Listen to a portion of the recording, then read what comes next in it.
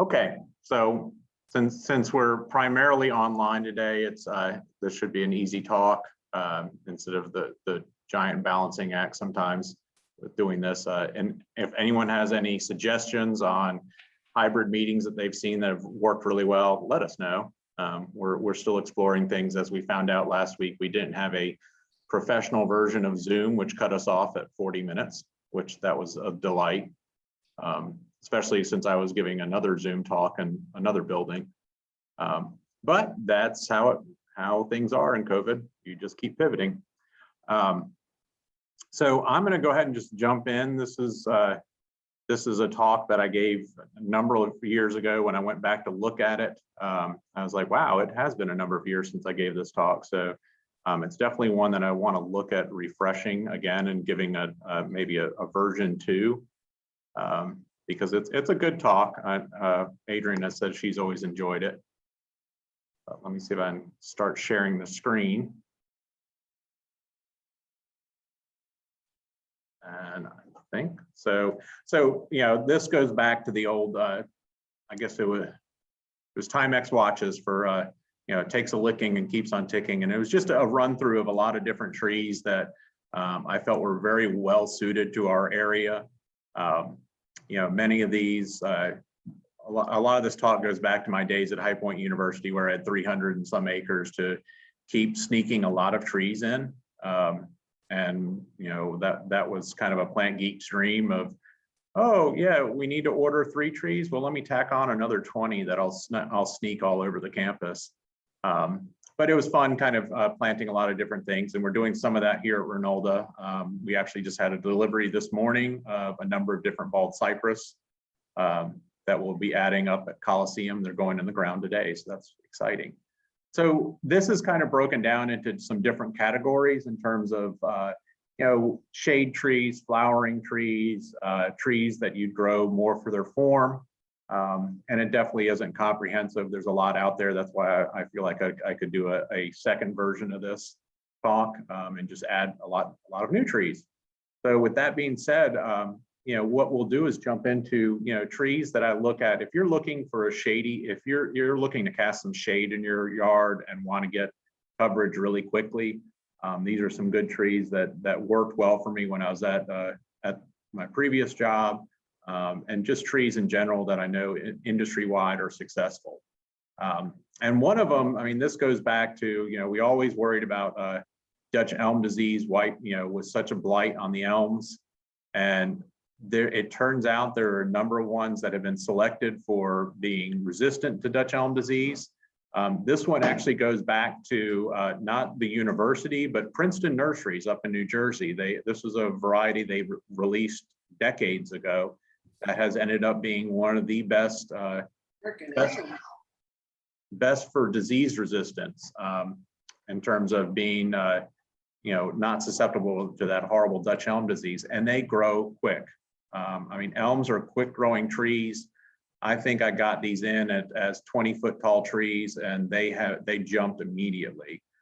Just a quick, durable native tree. So yes, this one is native.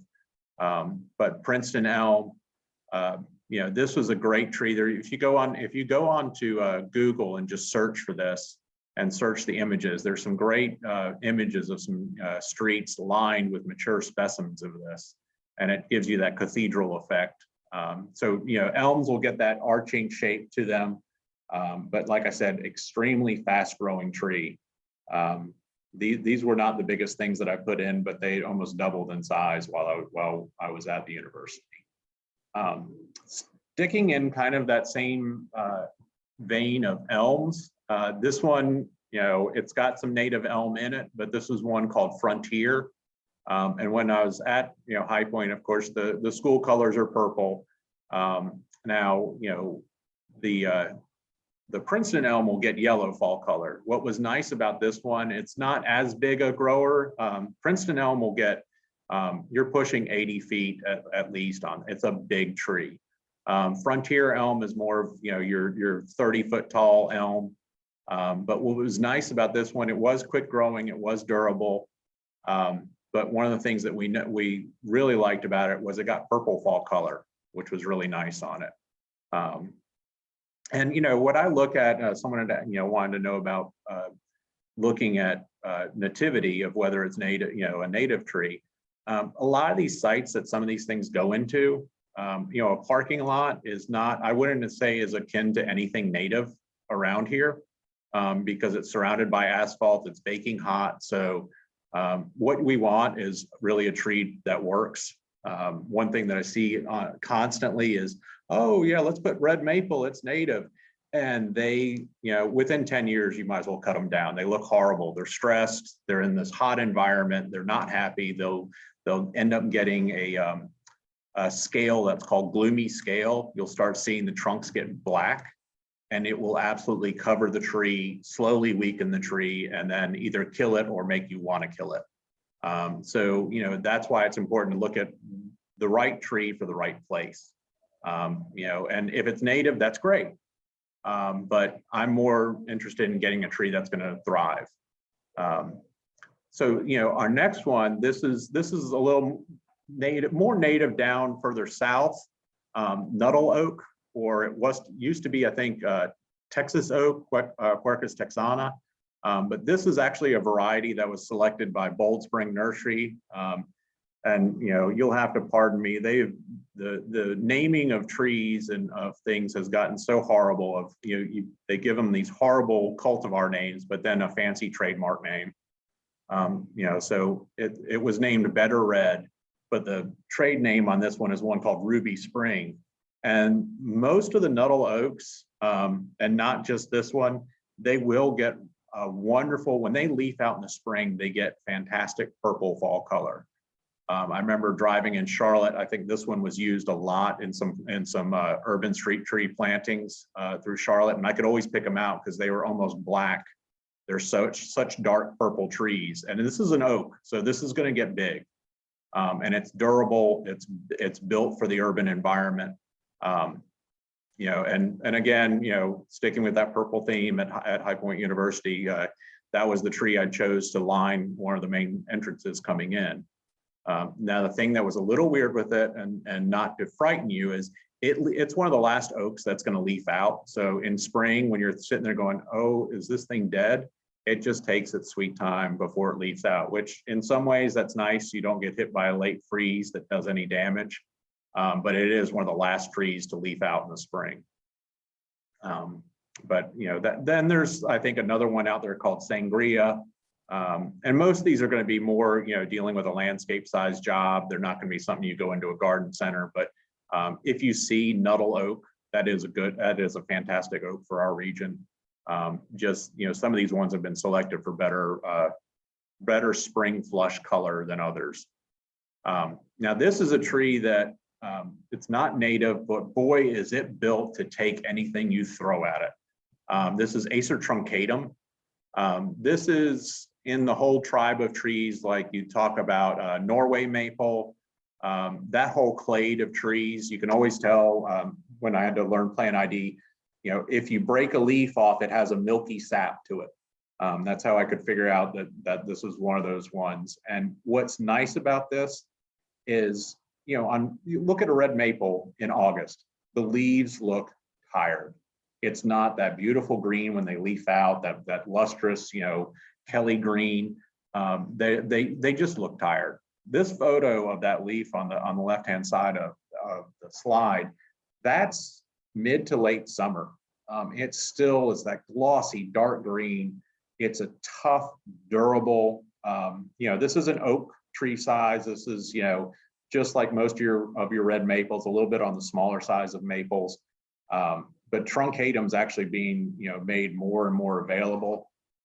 It looks good through the growing season, and some of these have been selected. Here's some more of the, you know, foliage shots. I always liked this tree. You know, before even the nurserymen started going after it. But this one, Main Street, which we were back when I was at the Ralston Arboretum, was when this was introduced, and they were debating the names, and we really liked the name Ring of Fire since it came from, you know, Japan and China, in that area where the volcanic activity. but they went with Main Street because I think they felt that was a better selling name. But I mean, the fall color on this thing is absolutely stunning. So it's a tree that looks good throughout the whole growing season, then really goes out with a bang with some nice fall color. Now here's actually a fantastic little native tree. Most of us, tulip poplars get huge. It's something that, we're actually taking one out that was planted too close to the bungalow up at Reynolda House. But this is one that ironically came from a nursery in Tennessee that does a lot of the grafting. And they line out hundreds of thousands of seedlings. And when they were going through all the rows of seedlings that they would then graft onto, they noticed one of these was very different from everything else. And you can see on that left-hand photo, the leaves were about a third the size of a typical tulip poplar. And, these are fantastic nurserymen that, they see hundreds of thousands of trees every year, so they can kind of know when something's different. So they didn't graft onto this one. They set it aside, they actually propagated it. It's a tulip poplar that I won't say gets dwarfed, but it grows much slower. The leaves are about a third the size of a typical tulip poplar. So, I mean, you're looking at, a nice native tree that's more in scale with our typical landscapes these days. But one thing, I had one of the trial plants of this tree when we lived in Raleigh, and we had one of those horrible droughts. And I think we all know that tulip poplars are one of the first ones, when it starts getting dry, they start dropping leaves. And they'll, so midsummer, you'll see, if we're in a bad drought, all of a sudden the tulip poplars start yellowing and dropping half their leaves. It's a strategy to conserve water. One thing I noticed with this plant, now, I mean, there haven't been like studies done. This didn't drop a leaf. I don't know if it was just better suited or what, but it sailed through summer fine. But this is a fantastic little, more in scale size tulip poplar for the yard. It's called Little Volunteer because it was found in Tennessee, which is the volunteer state. This actually came out from my buddies at Hidden Hollow Nursery. And it's a fantastic native tree. This one, I got picked on because I made a dumb statement. Paper bark maple, which I always love, Acer for the fantastic exfoliating bark. I made a statement one day, we pulled up to one. I said, that's the nicest one since the last one I saw. And every time we see a paper bark maple, someone goes, is that the nicest one you saw since the last one you saw? I get picked on, but this is a hybrid because typically paper bark maples, we're kind of at their southern range. They're not the happiest here. You have to be a little careful sighting them. But this is a hybrid. There's a whole group of maples that are trifoliate, which means they have three leaflets. And so paper bark maple is one. Maximowitzianum is another one, which is just fun to say. But this one, I got on a lark. I was like, well, let's see, how it does. I had yet to see really the fantastic fall color it had, but the leaves were really interesting. It had this, nice texture to it, and it did have nice bark to it. And it grew really well. It was not a slow grower. It was a happy tree. But you can see in these photos, it's trifoliate, so 3 leaflets per leaf. And there's a couple, I think there's 1 or 2 other ones out there of these hybrids, and then even the straight species that make up these hybrids are really interesting trees.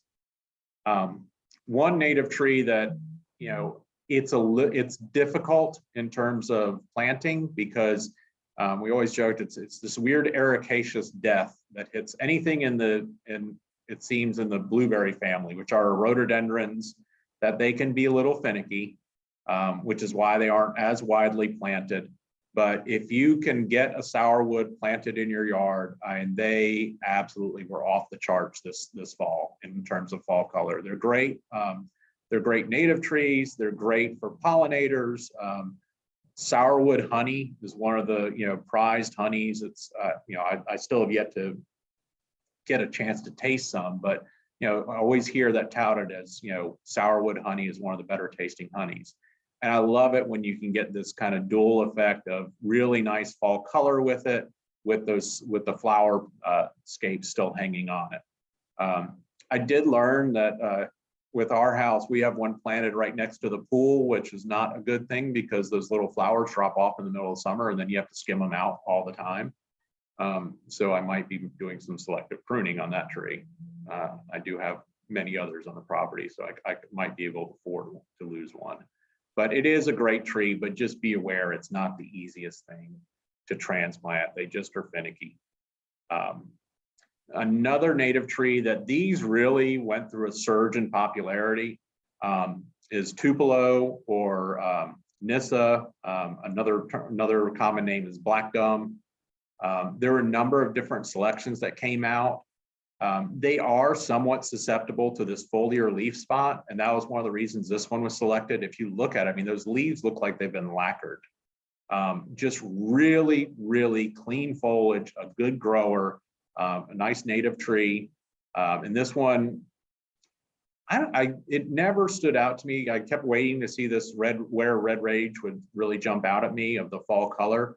But Nissas typically can get some excellent fall color. There's one right outside the education wing here that is just lit up red. And that's one of the nice things out here at Reynolda's. There's some big tulip poplar, or not tulip poplars, tupelos. But Hayman Red or Red Rage was one that came out. There's a couple other ones out there. This one came out, this was really exciting back in the 2000s. It was one called Wildfire. This came out from Steve Hodovy over in Oregon. And again, this was a understock tree that was supposed to be grafted on, but he noticed, hey, something's a little different here.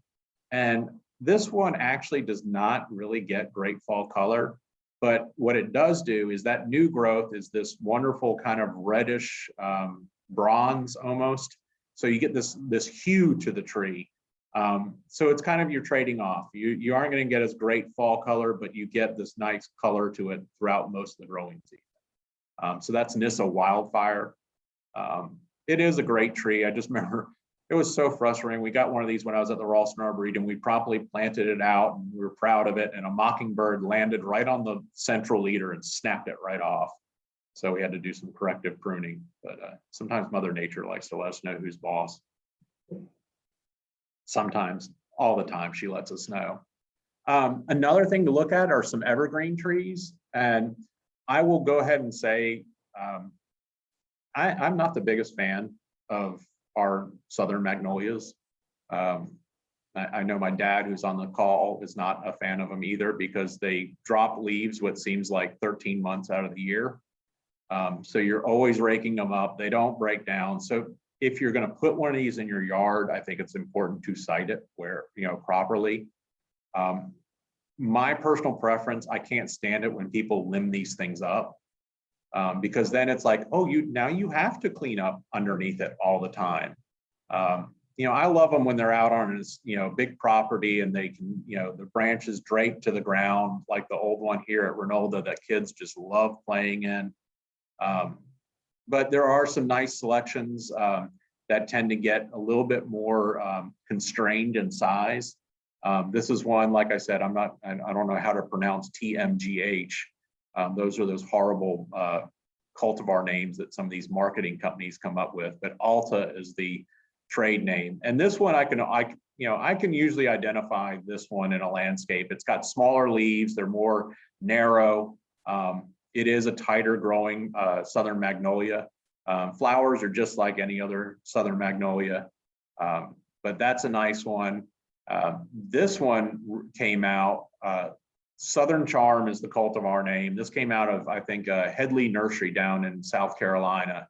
Bob Head's quite a character. He's the one that I learned his pronunciation of a columnar or fastigiate tree was either fastigate or is, can't remember how he pronounced columnar in a different way too, but it always gave me a laugh. But this is a great, really dense southern magnolia. And the undersides are this just beautiful, rusty brown color underneath the leaves. But it's a nice, very compact cultivar. This is actually one we're considering for the landscape upgrades around Reynolda House. Of looking at some southern magnolias that are not going to completely hide the house, several decades from now. No sense repeating mistakes. But those two, they're great. Like I said, I personally am not the biggest fan of Southern Magnolias, but I know, I mean, it's part of that Southern, charm around here. We always love our Southern Magnolias. Just site them properly.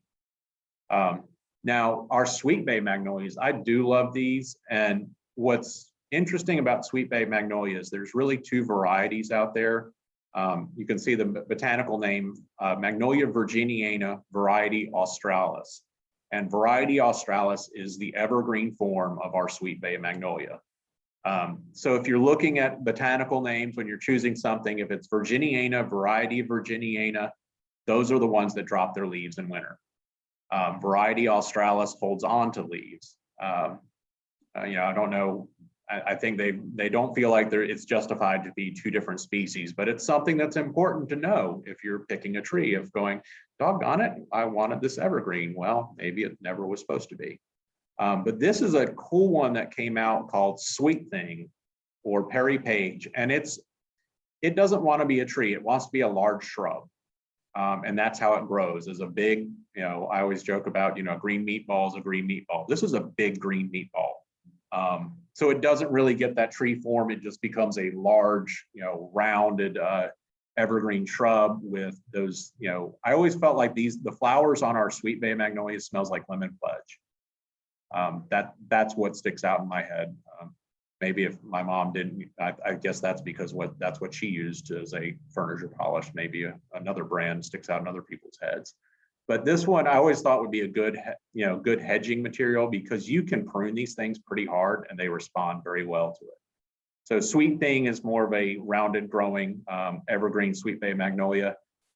Then this one, Green Shadow, and this was named by just legendary nurseryman Don Shadow out in Winchester, Tennessee. And it is possibly one of the best for holding on to its leaves in winter. It's a more upright growing, more dense growing evergreen Sweet Bay Magnolia.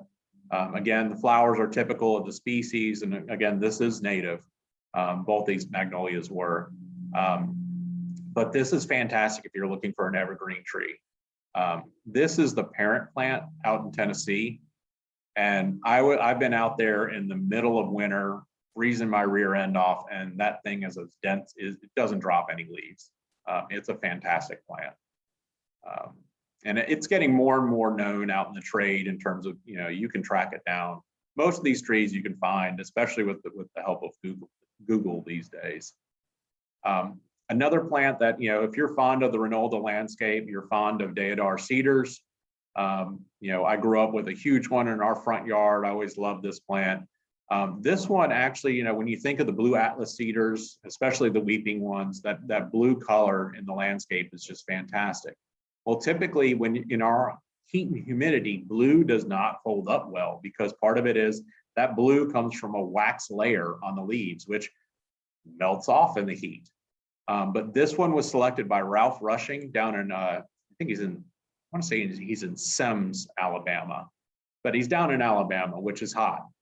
And he selected the best blue one that he could find. I think Patty Fay is his wife. I think I picked up one of these for our own yard at Big Bloomers down in Sanford. But it's a great blue foliage Deodar cedar. But again, these are not small trees. Deodars will get big. So just bear that in mind. If you're planning on being there for a long time, that this tree is not going to stay small. But it's a fantastic tree. I love it. And it's great, if you're doing any winter, arranging and want some evergreens for your wreaths or anything like that. Just to note, all of our wreath classes are sold out. So keep that in mind for next year. But these are great to add into wreath arrangements or anything like that. Now looking at some trees for form, and this kind of varies. If you've got a narrow yard, maybe you want a tree that is narrow growing, or columnar, or as Bob heads, fastigate. But this is actually a golden rain tree. So this is a summer flowering tree with yellow flowers. But this one is called Golden Candle. We had one back at the Ralston Arboretum years ago that I think it's still there up at, when you drive into the parking lot. That was Fastigiata. It was an old selection. So I don't know if this was a newer one made from a seedling from that, but it did stay pretty columnar. It gets nice yellow fall color. It's not the heaviest flowering. I don't know if, some of the genetics are kind of wonky in it because it's columnar, that it doesn't do as well flowering. But if you're looking for a nice columnar tree, this one did the trick for us. I bought, I'm a tree geek. I like these.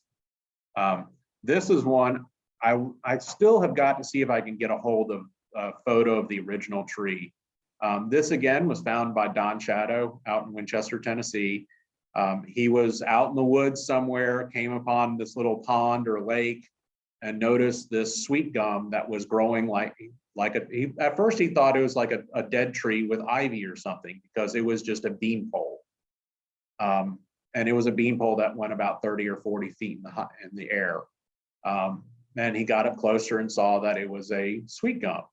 And luckily he went back and got cuttings of it and propagated it that winter, because the next year he went back and some genius cut it down.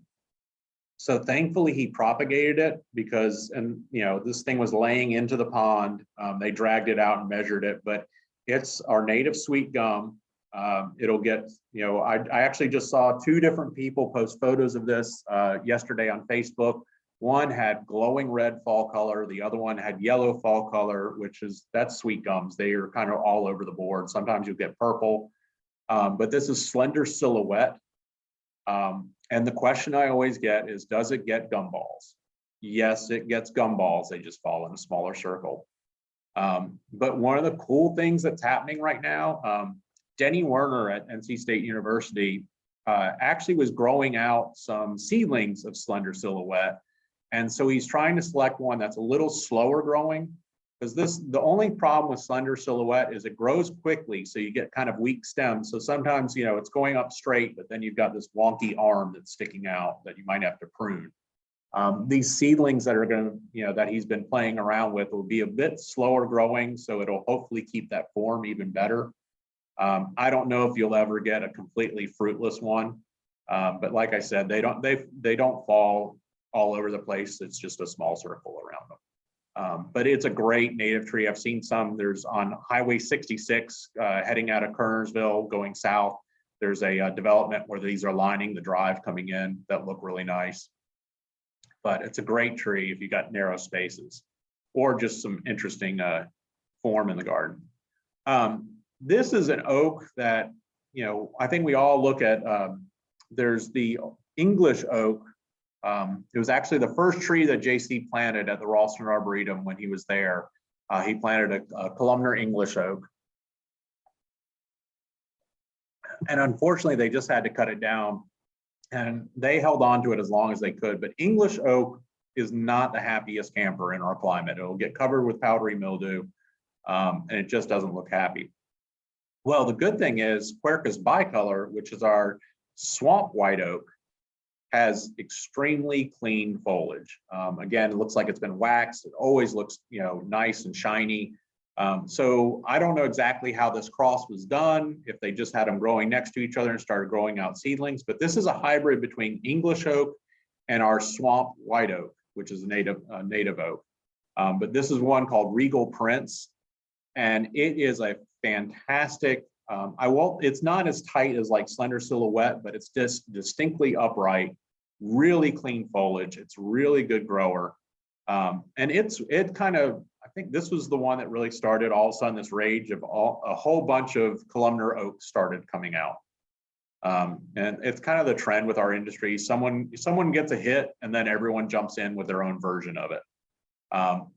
So this was another one that came out. So this is a hybrid between English, columnar English oak, and then our white oak. So, swamp white oak on the first one, white oak on this one. What was nice about this one, this one was definitely tighter in habit. So, not as rounded as the previous one or oval shaped. This one's definitely stayed tighter. and it actually did the crimson spire. The crimson kind of leads towards the fall color is really nice. Gets that crimson color like white oaks will. One thing to note, it will hold on to its leaves for a good part of the winter. So if you're want your garden really tidy, that might drive you crazy. It didn't bother me, but that's a great, nice form for an oak. Let's see.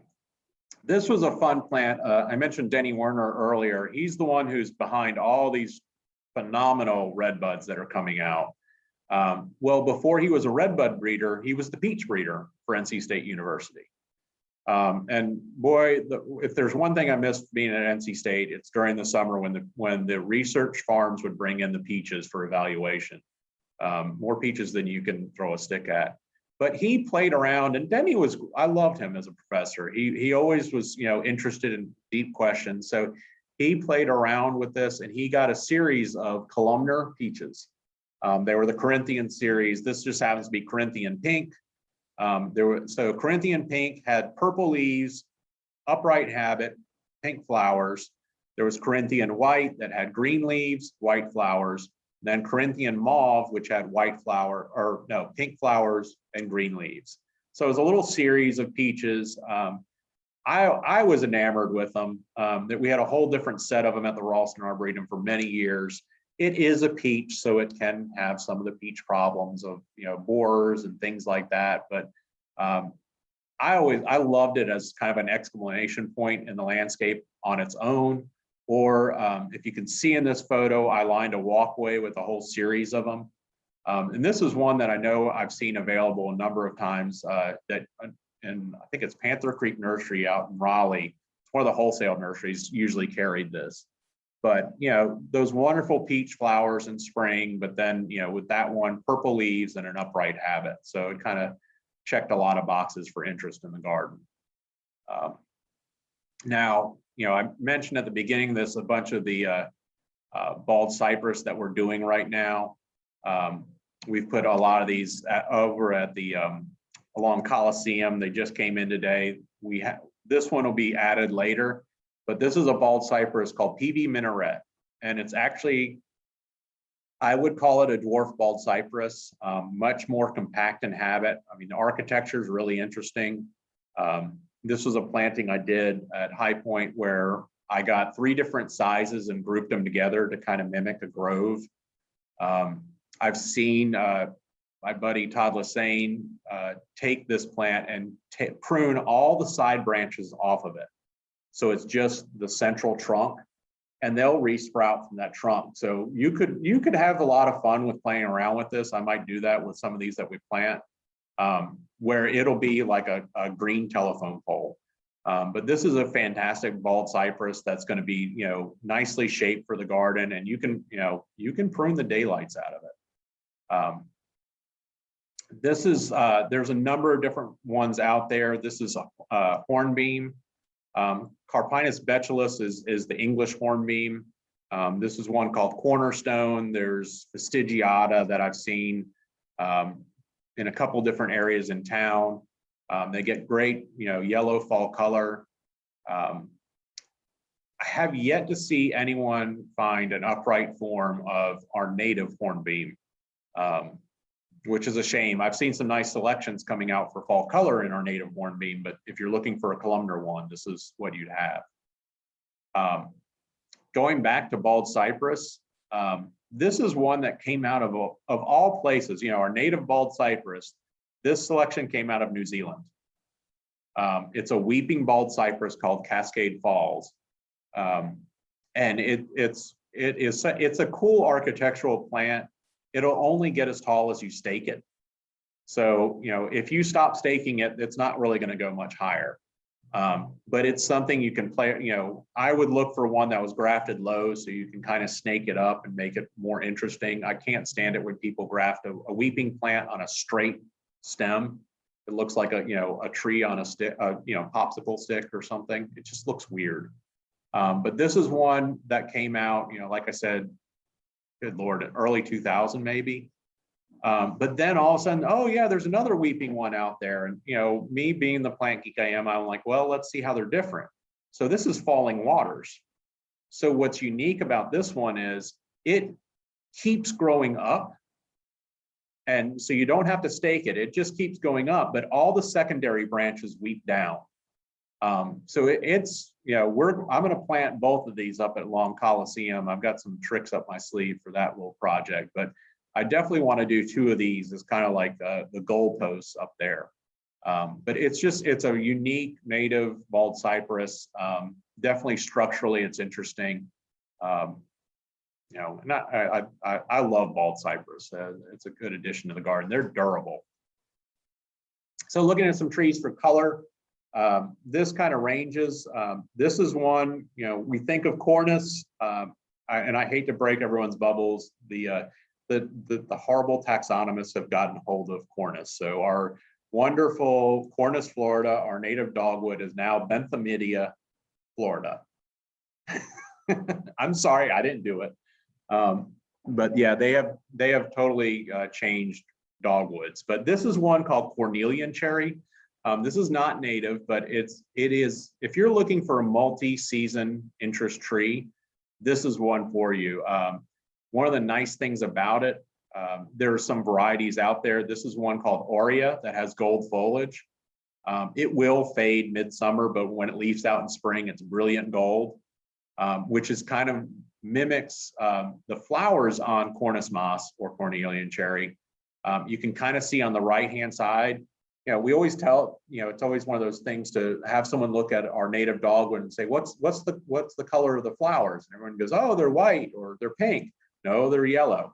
The white or the pink is the bract. Well, so basically Cornus moss and Cornus officinalis don't have bracts on the flowers. So it's just that sulfur yellow flower cluster. And this is one called Kentucky that if you're going to get one for your garden, track this one down. What's nice, I don't have a good photo because these are young plants. They will get exfoliating bark.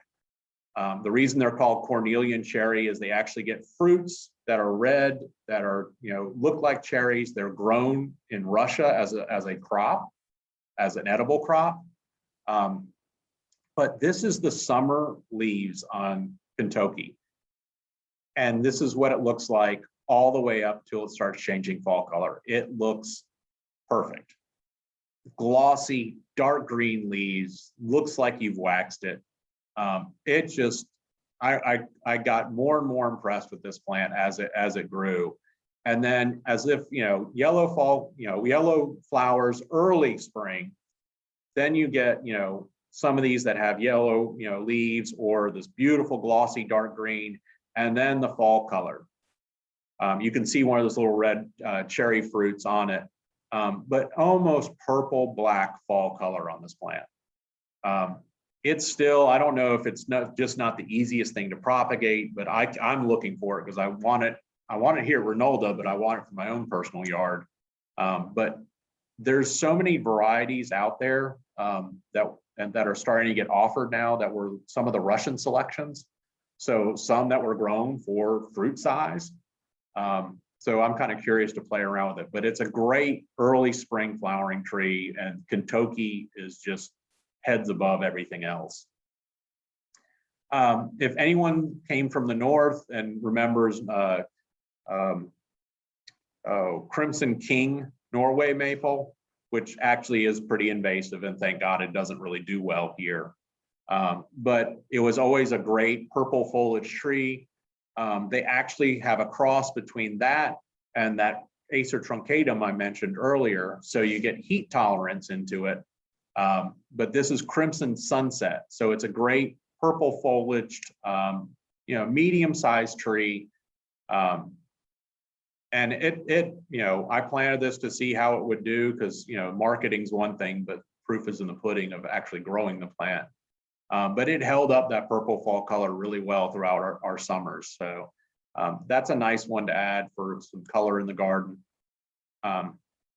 This is a group of plants that I've always loved.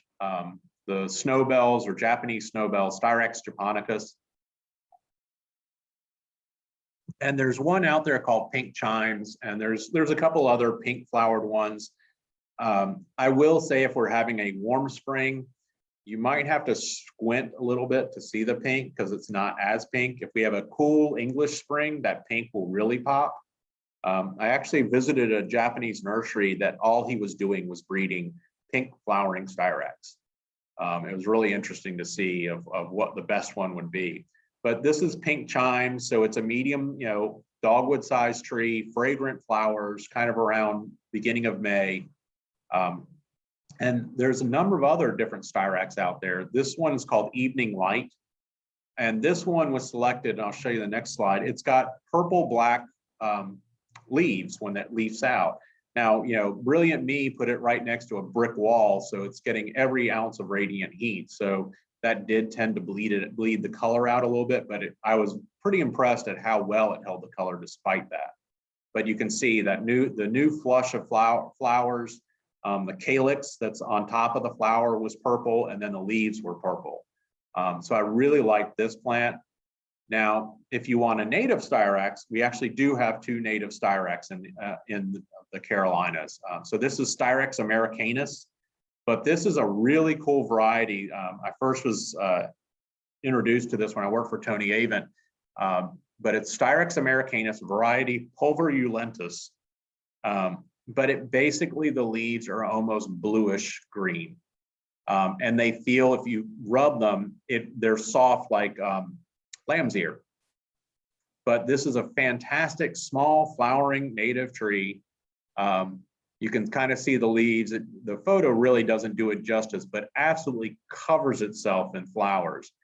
And I'm happy to say, on a whim, I got this one baby blue, and then we had cuttings on just the straight species. And we actually got a handful of them to root, so I'm hoping we'll be able to have those in the fall native plant sale. Either that, or I'll plant a bunch out so we can then have some great stock plants to pull from. But it's a great native tree. I don't know why Styrex Americanus is not offered more, but maybe this one baby blue will be more popular. We'll sell it.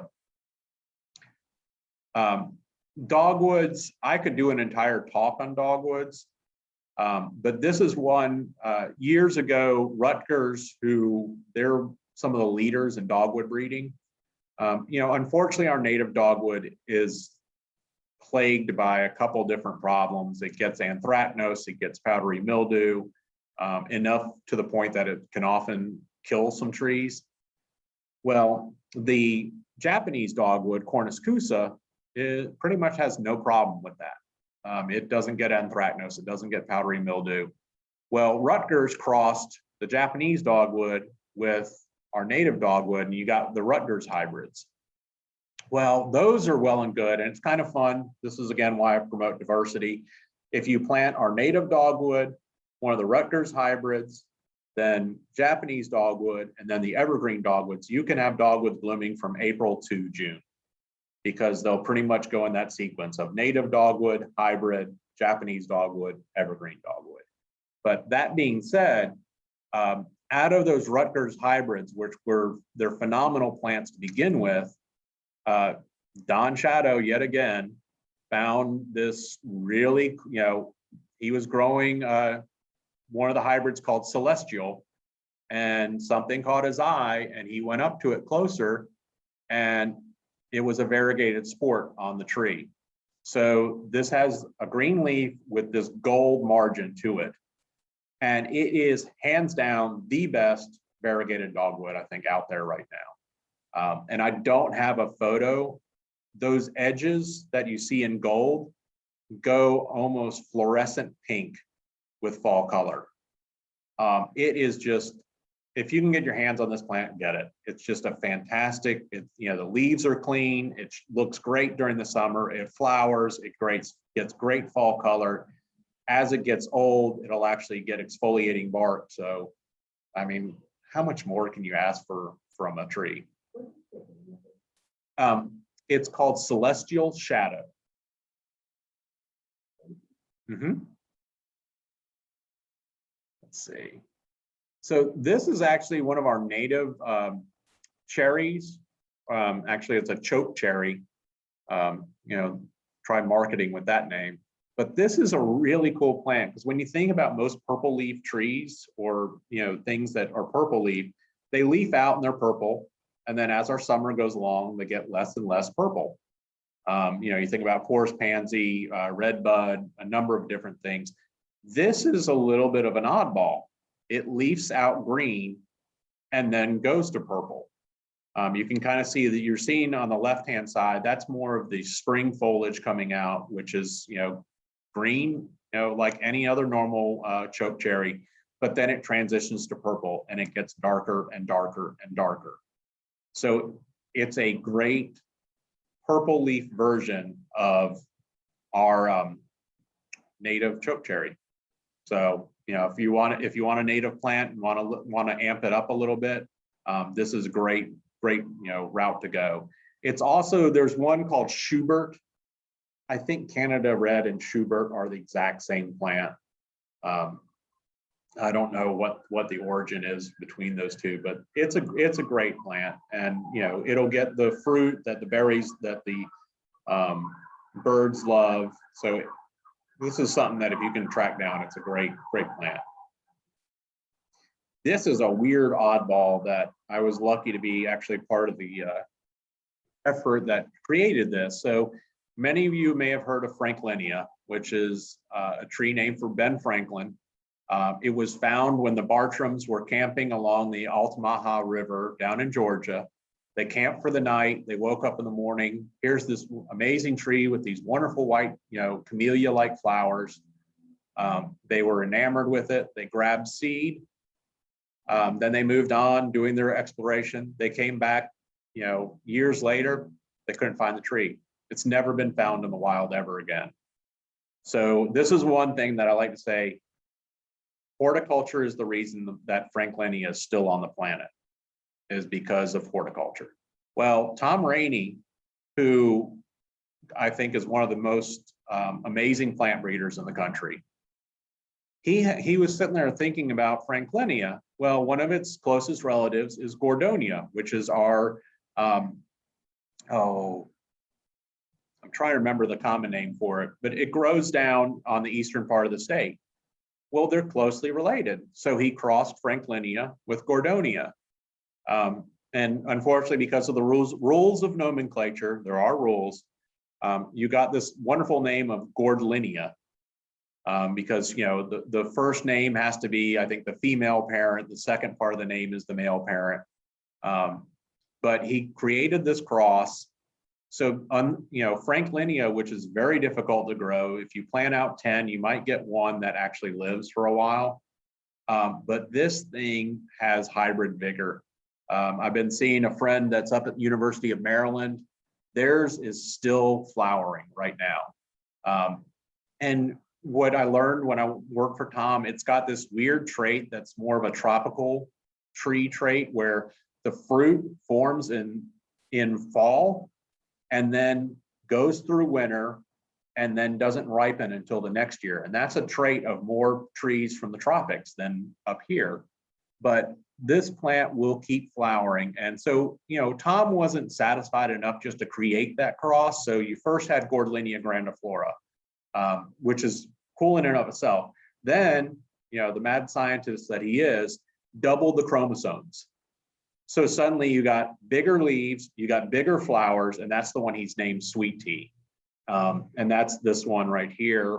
We've got both the normal hybrid and Sweet Tea that we're going to plant out here on the property. And it does root well, so I want to get this propagated to be able to offer it. But those on Sweet Tea, the flowers can be probably almost 6 inches across.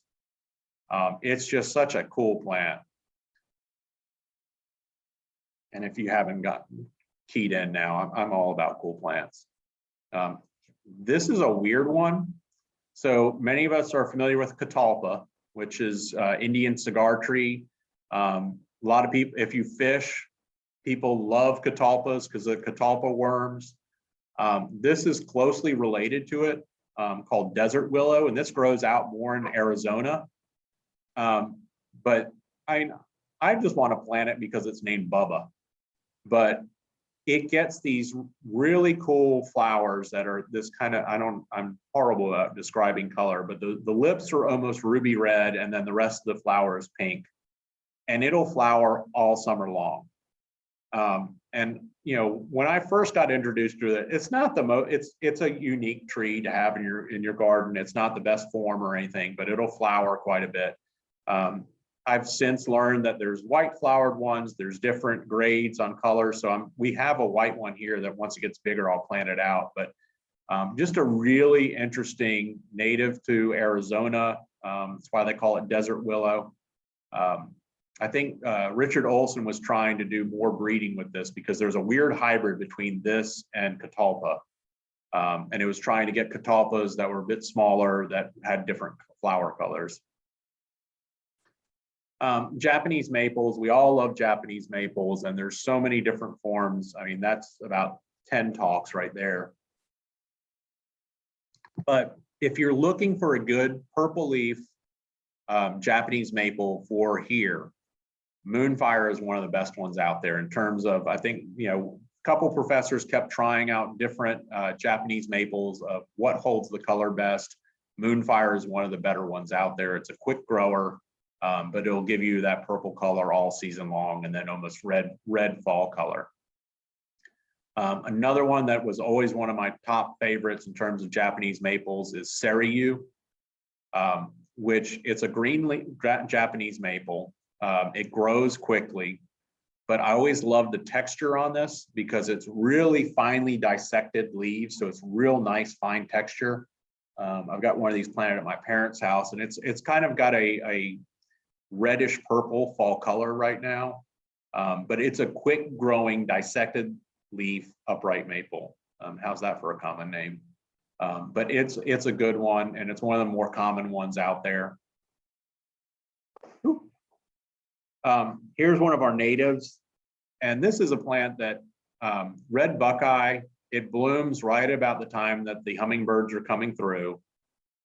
It's our only red flowered native tree in this area. The only drawback that I would say with red buckeyes is they can get a leaf scorch that makes them drop their leaves very early. We've got 3 or 4 really nice ones out by the meadow that, you know, people always ask, oh, are those dead? No, they're just doing their normal thing. I mean, they could be. There's a California version of our red buckeye that adapts to drought, that in summer it drops all of its leaves, and it just sticks for the entire summer. And it does that here. So we had that at the Ralston, and that always threw people off. But red buckeye, it's a great native plant. You know, it's hard to find any of size, so you kind of have to start with like a 5 foot. You know, if you're good, you can get a 5 foot tall one, but more like 3 or 4 feet tall, and just have patience. Now this is one that, again, I was getting trees. I was like, not that I knew much about it. I was like, I don't have it, so I want it. So when I saw this one offered, I was like, oh, this sounds interesting. I think it was a hybrid that was created at the Arnold Arboretum. I didn't really realize and the flowers are kind of lime green. So, you know, they kind of blend in, they don't stand out that much. But it wasn't until fall that I realized why it was called Autumn Splendor. Every year it got fantastic fall color. Again, medium-sized tree, but really nice fall color on it. And the flowers were interesting, you know, kind of a different texture. But I did like this tree. I'd love to track it down again for my own personal garden. I will just barely touch on red buds. There are so many great ones coming out now. That's what I realized. I was like, wow, I have not done this talk in a while because I'm missing a whole phalanx of red buds that have come out. But this is one that very different. It's called Pauline Lilly. It's that one on the right-hand side of the photo. It is a pale, pale pink. Very, you know, unique. I always love this one. It's one of my favorite ones out there, actually. I just love the color on it. And that it's available. And I do want us to, I'd love to start offering some of these lesser grown red buds. but then, you know, there's some, like I said, new ones coming out. There's one called Flame that it's an old variety. It was a double flowered redbud, and the flowers were so heavily petaled, they looked like roses. And, you know, when that happens, it means that it's sacrificing something. So usually it's the stamen, so then it's not fertile. Well, every now and then it would produce seed, and Denny Werner actually was able to get seed off of Flame one year and grew out a whole batch of seedlings. And he was named one. I think there's more that'll be coming down the pipeline, but this is pink Pom-Poms. It's a little bit later flowering on the flowering timeline of redbuds, but the flowers last forever for some reason. But it's a really cool, you know, normal redbud leaves, you know, it really just stands out in spring. But, you know, unique redbud. And then I'm going to end on one that actually originated here in Forsyth County. So there's a redbud called Silver Cloud that has white variegation on the leaves. Then, of course, we're all familiar with forest pansy, which, you know, up until a couple years ago was the only purple leaf redbud. Well, this phenomenal gardener in Forsyth County, Wyatt Lefevre, had both of those growing right next to each other. Well, hanky panky happened, and they crossed, and there was seed on them, and he sent them up to Tom Rainey. Tom Rainey laid out a whole bunch of seedlings, and you got a hybrid. So you got a redbud that has the white variegation, but also the pink or the purple from forest pansy. So, and he named that one Carolina Sweetheart. And it does, it's kind of like all over the place. When it leaves out, it's almost iridescent pink when it leaves out because of those combination of traits. And it will pretty much hold the color really well throughout most of the summer. But this is one that, you know, has its roots in Forsyth County. But definitely there's a lot more trees out there. Like I said, I was like, oh, I could just easily do, you know, Timex trees part 2. So I might just have to do that because there's so many really cool trees. There's so much more new breeding that's happening right now. So let me, yeah, I mean, I just was at the Ralston just a few days ago or a week ago and went through some of the plots of all of the whatchamacallit, all of Denny's seedlings of his redbud breeding, and was drooling because there are so many really neat ones coming out. So I'll definitely, I did an article on redbuds years ago, and I could easily pull together a talk on redbuds and, you know, small flowering trees. Someone was asking how large does Moonfire Japanese maple get, and that'll get about dogwood size, so probably about 15 feet tall. But I think that's about it for our talk. Definitely, you know, next week we'll highlight everything we've been doing in the gardens for, you know, pretty much the last year and what's coming up. I think, Deanna, do you have a question? Let me unmute you. Okay. Oh, wait, you were unmuted. Try that again. Okay, go ahead. Do you know where you can get the Gordolonia Um, or Gordolinia? So I got it from Panther Creek Nursery, which is a wholesale nursery, but I would reach out to, I'll promote a friend of ours.